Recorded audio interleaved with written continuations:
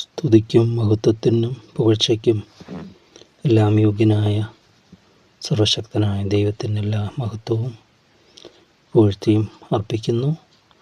സർവശക്തനായ ദൈവത്തിൻ്റെ പരിശുദ്ധ നാമം നമ്മൾ കൂടിയ മുഖാന്തരവും തുറന്നും മഹിമപ്പെടുവാൻ ഇടയായി തീരട്ടെ. ദൈവകൃപ നമ്മോടുകൂടി നമ്മളെ വഴി നടത്തട്ടെ. സകല സത്യത്തിലും വഴി നടത്തുന്ന ദൈവത്തിൻ്റെ പരിശുദ്ധാത്മാവ് നമ്മളെ അത്ഭുതമേറിയ അതിശയമേറിയ വഴികൾക്കൂടെ നടത്തി തൻ്റെ നാമമഹത്വത്തിന് വേണ്ടി നമ്മളെ ഉപയോഗിക്കുമാറാകട്ടെ എന്ന് പ്രാർത്ഥിക്കുകയും ചെയ്യും. ദൈവത്തിൻ്റെ നാമമഹത്വപ്പെടുമാറാകട്ടെ. ദൈവകൃപയാൽ 115 സങ്കീർത്തനം നമ്മൾ അതിൻ്റെ 9-8 വരെയുള്ള വാക്യങ്ങൾ നമ്മൾ ചിന്തിക്കുകയുണ്ടായി. പ്രത്യേകിച്ച് വിഗ്രഹാരാധന എന്നുള്ള ഒരിതാണ്. വിഗ്രഹങ്ങൾ എന്താണെന്ന്, അവ നിർജീവമാണ്, അവയെ ഉണ്ടാക്കുന്നവനും അതുപോലെ തന്നെ അവയെ ആരാധിക്കുന്നവരും അതുപോലെ തന്നെ എല്ലാത്തിലും ആത്മീകമായി ഡെഡാണ്, സ്പിരിച്വലി ഡെഡ് എന്ന് പറയുന്നത്. ആത്മനയനങ്ങൾ തുറക്കാൻ സാധിക്കുകയില്ല, ആത്മദർശനം അവർക്ക് ലഭിക്കുകയില്ല. പിന്നെ ഈ വിഗ്രഹത്തിൻ്റെ മറവിലെല്ലാം തെറ്റായ ദർശനങ്ങൾ ലഭിക്കുന്നവരുണ്ട്, തെറ്റായ ഈവിൾ, ശത്രുവും ഇങ്ങനെ അങ്ങനെയുള്ള ചില ഈ കൃപാവരത്തിൻ്റെ fake of the God's grace, അതല്ലെങ്കിൽ ഗിഫ്റ്റ്, ദൈവത്തിൻ്റെ കൃപകളുടെ ഫേക്ക് ശത്രുവിനുണ്ട്. അപ്പോൾ നമ്മൾ തിരിച്ചറിയണം എന്തിനു വേണ്ടിയാണ് നമ്മൾ ദൈവം തരുന്ന ഓരോ വരങ്ങൾ അല്ലെങ്കിൽ അത് ഉപയോഗിക്കുന്നതിനനുസരിച്ചിരിക്കും നമുക്കുള്ള വിധി. അത് സ്വന്തം മഹത്വത്തിന്, സെൽഫ് ഗ്ലോറിഫിക്കേഷൻ, സ്വയം മഹത്വത്തിന് വേണ്ടി ഉപയോഗിക്കുമ്പോൾ തീർച്ചയായും അത് ശത്രുവിൽ നിന്നാണ്, അതിന് പ്രതിഫലം ലഭിക്കുകയില്ല. മാത്രമല്ല ശിക്ഷയുമുണ്ട്, ശിക്ഷാവിധിയുമുണ്ട് നമുക്ക് കാണാനായിട്ട് പറ്റും. മറിച്ച് ദൈവത്തിന് മാത്രം മഹത്വം അർപ്പിച്ചുകൊണ്ട് മറ്റുള്ളവർക്ക് പ്രയോജനകരമായി, സ്വന്തം ഇഷ്ടപ്രകാരമല്ല, ആത്മാവാന്തിയും പരിശുദ്ധാത്മാവാന്തിയും ഇച്ഛിക്കുന്നത് പോലെ അതിനെ നമ്മൾ ഉപയോഗപ്പെടുത്തുമ്പോൾ അത് ദൈവസഭയ്ക്ക്, ദൈവജനത്തിന് എല്ലാം അത് അനുഗ്രഹമായിട്ട് മാറുന്നതായിട്ട് കാണാൻ പറ്റും. ഇവിടെ അതുകൊണ്ട് വിഗ്രഹങ്ങൾ നിർമ്മിക്കുന്ന ഏവനും അതുപോലെ തന്നെ എന്ന് പറയുമ്പോൾ അവർക്ക് അങ്ങനെ ആത്മീകമായ യഥാർത്ഥമായ കാഴ്ചപ്പാടൊന്നുമില്ല. എല്ലാവരും നമ്മൾ ഇന്നലെ അവസാനം പ്രാർത്ഥിച്ചപ്പോഴൊക്കെ അവസാനം ചിന്തിച്ചു വരുന്നതാണ് ബഹുജനത്തെ അനുസരിച്ച് ദോഷം ചെയ്യരുത് എന്ന്.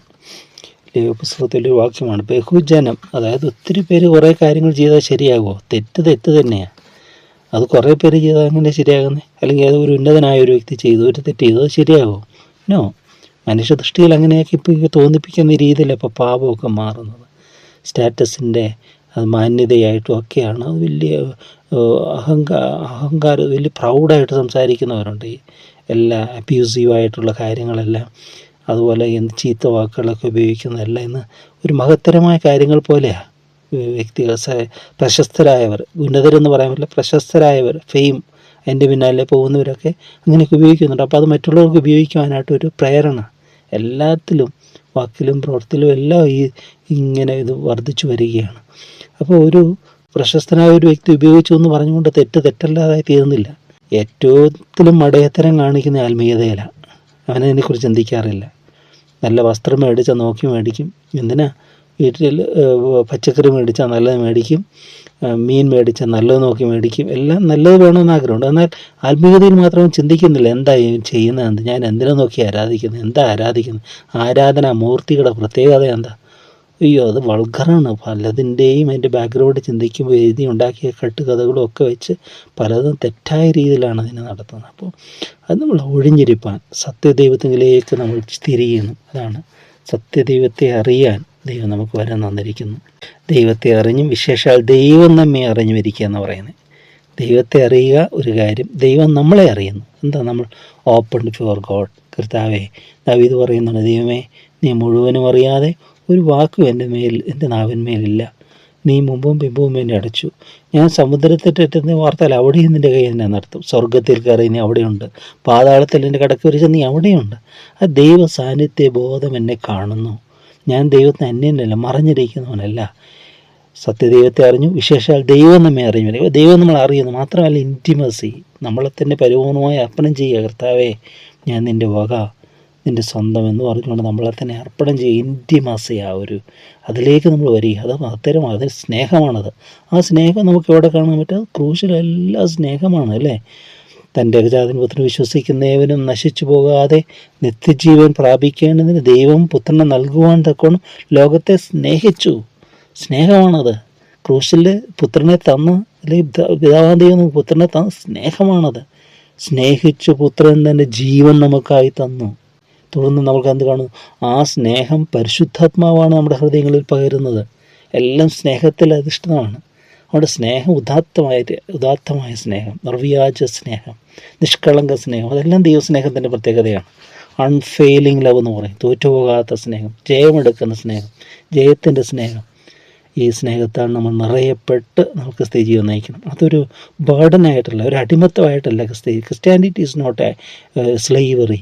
അതൊരു അടിമത്വമല്ല. ആരോ പേടിച്ചൊന്നുമല്ല ചെയ്യും.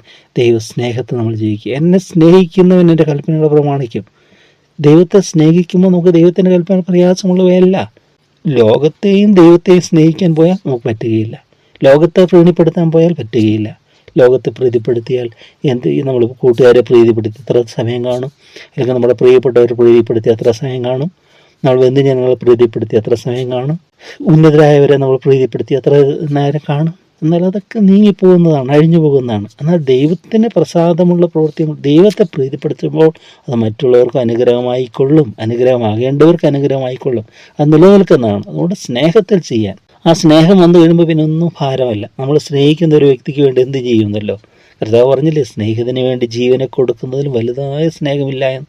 അപ്പോൾ സ്നേഹത്തിന് വേണ്ടി ജീവനെ കൊടുക്കുന്ന സ്നേഹം, അതാണ് സ്നേഹത്തിൻ്റെ ഉദാത്തമായ അനുഭവം എന്ന് പറയുന്നത്. സ്നേഹം അത് സ്നേഹവും പ്രേമം രണ്ടായിട്ട് പറയുമ്പോൾ ഡിവൈൻ ലവ് എന്ന് പറയുമ്പോൾ അത് മരണം പോലെ ഉറപ്പുള്ളതാണെന്നാണ് ഉത്തമയത്തിൽ പറയുന്നത്. പ്രേമം മരണം പോലെ ഉറപ്പുള്ളത്. അത് ഡെപ്താണ്, അത് ഡീപ്പാണത്. ആ സ്നേഹം, ആ ഡിവൈൻ ലവ്, അത് നമുക്ക് ദൈവത്തോട്, ആ ദൈവത്തിൻ്റെ പരിശുദ്ധ ഹൃദയങ്ങളെ അധികമായി പകർന്നു തരട്ടെ.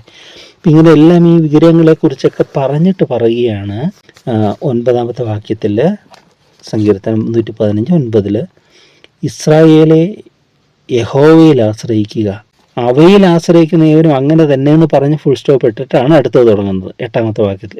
വിഗ്രഹങ്ങളൊക്കെ ആശ്രയിക്കുന്ന അവരും അങ്ങനെ തന്നെ എന്ന് പറഞ്ഞിട്ട് അടുത്ത് തുടങ്ങുക. ഇസ്രായേലെ യഹോവയിൽ ആശ്രയിക്കുക, അവൻ അവരുടെ സഹായവും പരിചയമാകുന്നു.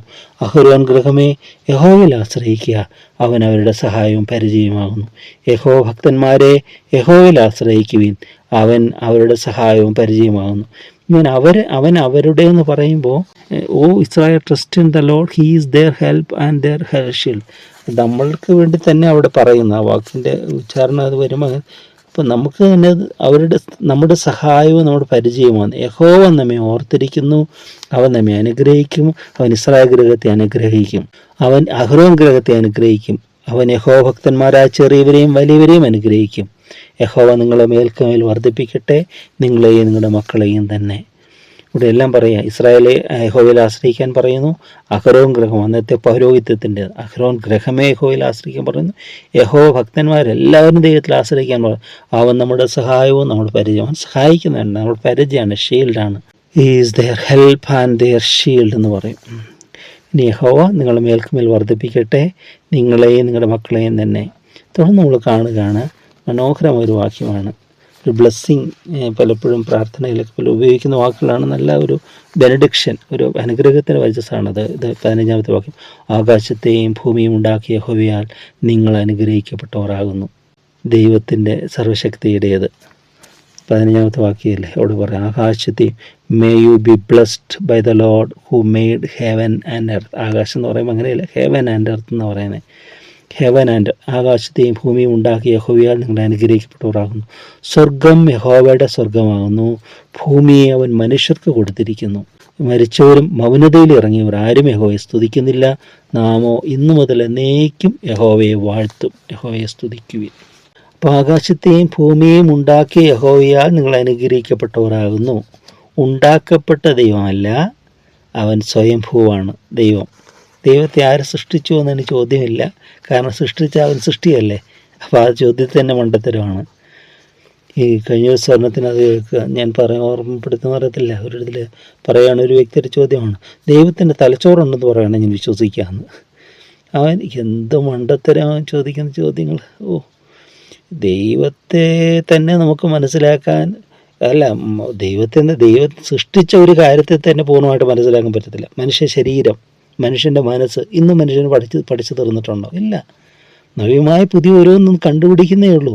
അതുകൊണ്ട് ഒന്നും തന്നെ ഒരു ചെറിയ കാര്യത്തെക്കുറിച്ച് പോലും നമുക്ക് പൂർണ്ണമായ അറിവില്ല മനുഷ്യന്. ഒരാൾക്ക് ഒരു കാര്യത്തിൻ്റെ എന്ത് അല്പമോ കിട്ടി അവനത് പകർന്നു തരുന്നു. അവൻ ദൈവം പകർന്നു കൊടുത്തിരിക്കുന്ന സമൂഹത്തിന് വേണ്ടി, അവൻ്റെ കണ്ടുപിടുത്തമൊന്നുമല്ല. അങ്ങനെ പലരും എല്ലാം അറിഞ്ഞ് എല്ലാം അല്ല കുറേയെങ്കിലും തികഞ്ഞവനായെന്ന് പറയാൻ ആരുണ്ട്? ഏതെങ്കിലും ഒരു കാര്യത്തിൽ അവൻ ഏതെങ്കിലും ഒരു ചെറിയൊരു അല്പകാര്യം അവൻ റിവീൽ ചെയ്ത് കിട്ടിക്കാണാം. ഇങ്ങനെയുള്ള മനുഷ്യനാണ് ചോദിക്കുന്നത്. അതാണ് ദൈവമില്ല എന്ന് പറയുന്നവരുടെ കാര്യത്തിൽ പറയുന്നത്. അവർ ചോദിക്കുന്നു, അത്യുന്നതിന് അറിവുണ്ടോ എന്ന് അവർ ചോദിക്കുക. ഇതെല്ലാം നിർമ്മിച്ച ദൈവത്തിന് അറിവുണ്ടോ എന്ന്. ഒരുത്തൻ പറയാം ദൈവം ചിലതൊക്കെ എന്നാൽ ചിലതൊന്നും ശരിയായിട്ടല്ല ചെയ്തിരിക്കുന്നതെന്ന്. എന്തോ ഒരു മടയത്തരമാണ് അവൻ പറയുന്നത്. ഒരു മനുഷ്യരിങ്ങനെ നടന്നു പോകുമ്പോൾ അദ്ദേഹം ക്ഷീണിച്ചു. പഴയ കാലത്ത് ഒരു ഇതിലാണ് ക്ഷീണിച്ച് അവൻ ചെന്ന് ഒരു ആൽത്തറയിൽ കിടക്കുകയാണ്. ആൽത്തറയിലല്ല, ആലിൻ്റെ ചൂട്ടിൽ അവൻ കിടക്കുകയാണ്. വർഷത്താണെങ്കിൽ വിശ്രമിക്കാൻ വേണ്ടി അവൻ കിടക്കുകയാണ്. സയൻറ്റിഫിക് ഒരുതുകൊണ്ട് ആൽത്തറയിൽ കിടന്ന ശ്വാസം അധികം കിട്ടത്തില്ല, അങ്ങനെ അത് സയൻറ്റിഫിക് ഇതാണ്. ഏതായാലും കിടക്കി മുകളിലേക്ക് നോക്കിയ ഉടനെ അവിടെ ആ മരത്തിൽ ചെറിയ ചെറിയ കായ ഇങ്ങനെ കിടക്കുന്നു. ഞാൻ ചിന്തിച്ചു, അടുത്തേക്ക് നോക്കുമ്പോൾ അടുത്തൊരു പറമ്പിൽ ഇങ്ങനെ മത്തങ്ങ ഇങ്ങനെ കിടക്കുക, വലിയ വള്ളിയിൽ താഴെ മത്തങ്ങ. അപ്പോൾ അവൻ പറയുക, ദൈവം എന്ത് മടയന, ഈ വെല്ലിക്കാട്ട മത്തങ്ങ കൊണ്ടുപോയി താഴെ ആ ചെറിയ വള്ളിയിലിട്ടിട്ട് ചെറിയൊരു കായ കൊണ്ടുപോയി ഈ വലിയ മരത്തിൽ കൊണ്ടിട്ടിരിക്കുന്നില്ലേ. ദൈവം ശരിയായിട്ടാണെങ്കിൽ മത്തങ്ങ കൊണ്ടുപോയി അതിനെ പുറത്തിടണ്ടേ, ആലിൽ ആ മത്തങ്ങ ഫിറ്റ് ചെയ്യണ്ടേ, താഴത്ത് ആ ചെറിയൊരു കായ പോരെ എന്ന് പറഞ്ഞിട്ട് അവൻ പയ്യൊന്ന് മയങ്ങിപ്പോയി. കുറച്ച് കഴിഞ്ഞപ്പോഴത്തേക്കും അവന് ഈ ആലിൻ്റെ കായങ്ങൾ ഒരെണ്ണം വന്ന് ഇവൻ്റെ നെറ്റിയിൽ വന്ന് പതിക്കുകയാണ്. ഇവൻ ചാടി എഴുന്നേറ്റ് നോക്കണേ അത് ചെറിയൊരു ആലിൻ്റെ കായാണ്. അവൻ വിചാരിച്ചു, അയ്യോ ദൈവമേ നന്ദി, നീ ശരിയായിട്ടാണ് ചെയ്തിരിക്കുന്ന ദൈവമേ, ആ മത്തങ്ങ ആയിരുന്നു ഞാനിപ്പോൾ മത്തങ്ങ അവൻ്റെ തലയിൽ വീണ്ടിരുന്ന് എന്ത് ചെയ്തേനെ. അപ്പോൾ ദൈവമേ നീ എല്ലാം ശരിയായിട്ടാണ് ചെയ്തിരിക്കുന്നത്, എന്നോട് ക്ഷമിക്കണമേ എന്ന് പറയുന്നത്. അതുകൊണ്ട് നമ്മൾ ദൈവത്തെ അളക്കുവാനോ ദൈവത്തിൻ്റെ ബുദ്ധിയെ ചോദ്യം ചെയ്യുവാനോ ഒന്നും പോകരുത്. റിവീൽ ചെയ്ത് തന്നിരിക്കുന്നു, വി മസ്റ്റ് ബിലീവ് ഇറ്റ്. ദൈവത്തിൻ്റെ വചനം അത് റിവീൽ ചെയ്താൽ മോശയ്ക്ക് ദൈവം വെളിപ്പെടുത്തി. മറ്റതെല്ലാം മനുഷ്യൻ ഉണ്ടാക്കപ്പെട്ടത്. അവൻ ഉണ്ടാക്കുക അവൻ്റെ ഇഷ്ടപ്രകാരം, അവൻ്റെ ചിന്തയിലും ബുദ്ധിയിലും തോന്നുന്നു അവൻ ഉണ്ടാക്കി വെച്ചിട്ട് അവനൊരു രൂപം കൊടുക്കുന്നു, അവനൊരു പേര് കൊടുക്കുന്നതല്ല. എല്ലാം ബൈബിൾ എന്ന് പറയുന്നത് ദൈവത്തിൻ്റെ റെവലേഷനാണ്. ദ റെവലേഷൻ ഫ്രം ഗോഡ്, ദൈവത്തിൻ്റെ വെളിപ്പാടാണത്. അത് നമ്മൾ അനുസരിക്കുക, നമ്മൾ വിശ്വസിക്കുക എന്നുള്ളതാണ്. ആ സത്യമെന്ന് പറയുന്നത് ദൈവത്തിൻ്റെ വചനം സത്യമാണ്. അതിൻ്റെ സാരം നിൻ്റെ വചനം സത്യം തന്നെയെന്ന്, അതിൻ്റെ സാരം സത്യമാണ്. അതുകൊണ്ട് ഈ സത്യത്തെ നമ്മൾ അനുസരിക്കുമ്പോൾ അതാണ് വചനം ജഡമായി തീർന്നു എന്ന് പറയുമ്പോൾ ദൈവത്തിൻ്റെ വചനം തന്നെയാണത്. വചനം ജീവിപ്പിക്കുന്നതാണ്. നമ്മൾ അനുസരിക്കുക, വി ബിലീവ്, ആശ്രയിക്കുക. ഇപ്പോൾ ഇവിടെ പറയുകയാണ്, ആകാശത്തെയും ഉണ്ടാക്കിയ യഹോവയാൽ നിങ്ങൾ അനുഗ്രഹിക്കപ്പെട്ടവരാകുന്നു, സ്വർഗ്ഗം യഹോവയുടെ സ്വർഗ്ഗമാകുന്നു, ഭൂമിയെ മനുഷ്യർക്ക് കൊടുത്തിരിക്കുന്നു, മരിച്ചവരും അവനതിൽ ഇറങ്ങിയവരാരും യഹോവയെ സ്തുതിക്കുന്നില്ല, നാമോ ഇന്നു മുതൽ എന്നേക്ക് യഹോവയെ വാഴ്ത്തും, യഹോവയെ സ്തുതിക്കുവാൻ. ഈ വാക്യം എടുത്തുകൊണ്ട് മരിച്ചവരെ കുറിച്ച് പറയുന്നുണ്ട്. ഇത് പഴയ നിയമ കൺസെപ്റ്റാണ്. മരിച്ചവരും അവനതിൽ ഇറങ്ങിയവരും അവരൊക്കെ പാതാളത്തിലേക്ക് ഇറങ്ങിയെന്നാണ് പറയുന്നത്. എന്നാൽ പുതിയ നിയമത്തിലേക്ക് കർത്താവായ ക്രിസ്തുവിൻ്റെ മരണ പുനരുത്ഥാനത്തോടു കൂടി ഇന്ന് ക്രിസ്തുവിൽ മരിക്കുന്ന ക്രിസ്തുവിനോട് കൂടെ ഉയരത്തിലേക്ക് എടുക്കപ്പെടുക, അവിടെ ആത്മാവ് ഉന്നതത്തിലേക്ക് പോവുകയാണ്.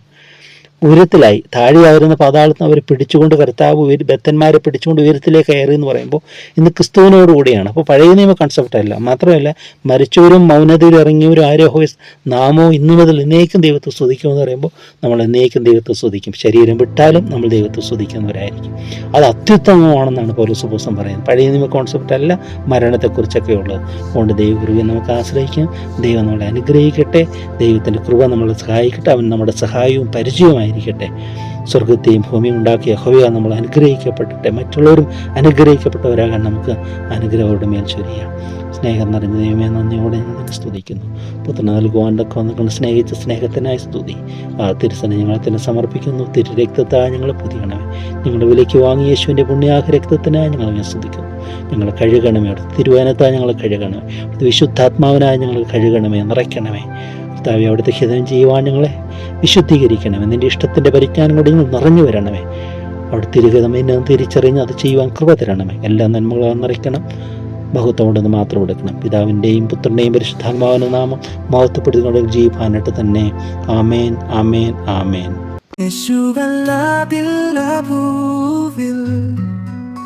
ആശ്രയിപ്പാൻ മറ്റാരുമേ മനുഷ്യരിൽ ആശ്രയം വയ്ക്കില്ല, പ്രഭുക്കളിൽ ആശ്രയം വയ്ക്കില്ല.